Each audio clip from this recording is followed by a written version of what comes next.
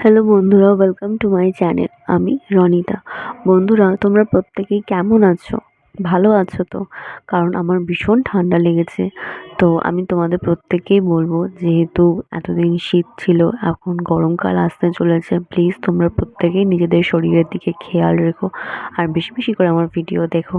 তাহলে চলো না করে ভিডিও শুরু করে ফেলি।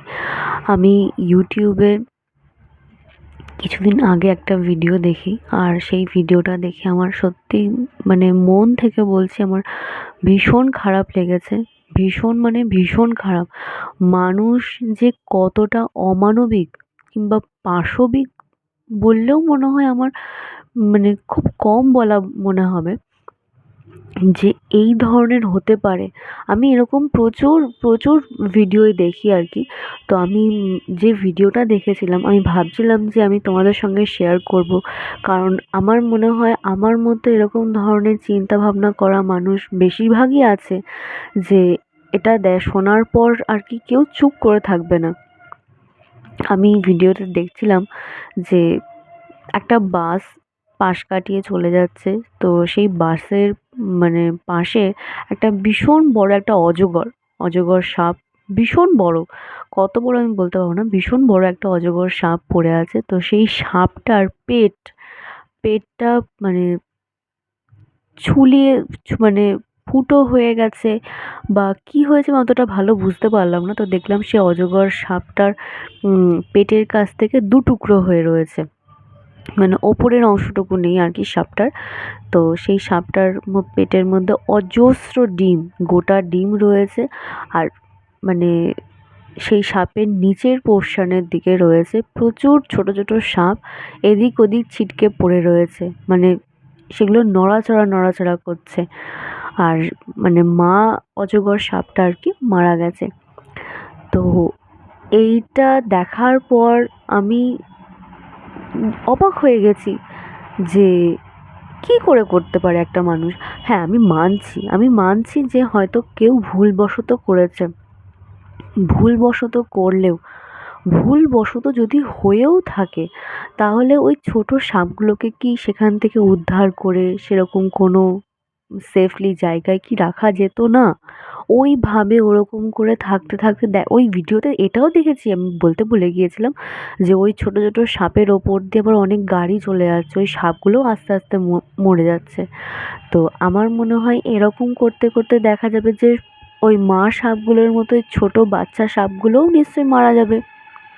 এটা তো হবেই।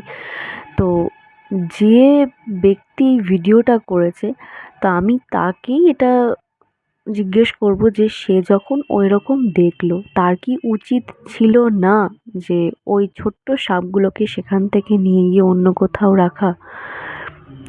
আজকে যদি ওইরকম জায়গায় ছোট্ট একটা শিশু পড়ে থাকে, তাহলে আমরা কি সেই শিশুটাকে দেখে পাশ কাটিয়ে চলে আসতে পারবো? আমি জানি এরকম অনেকেই করছে, অনেক মারাই করছে, কিন্তু আমি যেহেতু মা, আমিও একটা সন্তানের মা, আমারও ঘরে ছোট্ট একটা ছেলে আছে। কি করে কি করে এটা করতে পারো তোমরা? তোমরা একটু এগুলো করতে তোমাদের মনে বাধে না? আমি এটাই তোমাদের কাছে প্রশ্ন করব।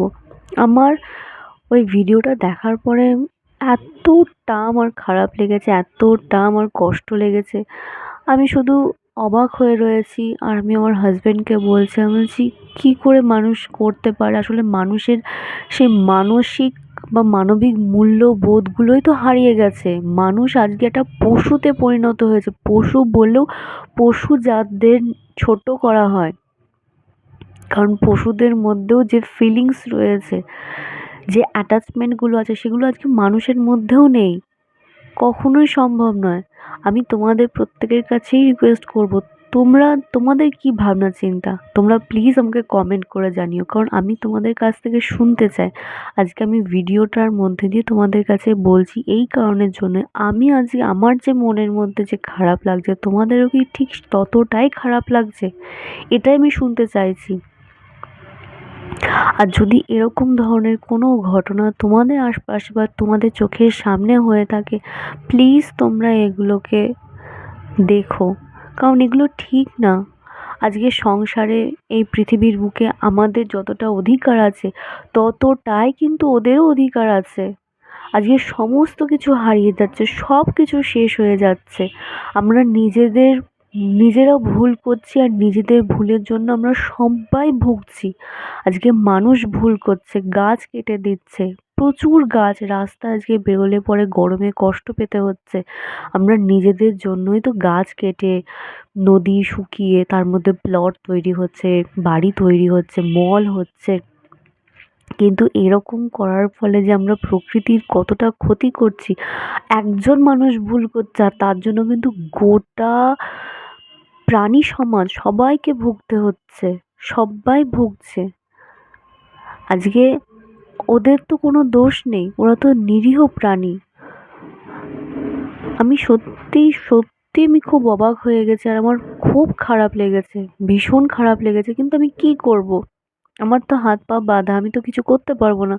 বড়জোর আমি ওখানটায় ওই ভিডিওতে একটা কমেন্ট করে দিতে পারি, কিন্তু কমেন্ট করে আমার কি হবে?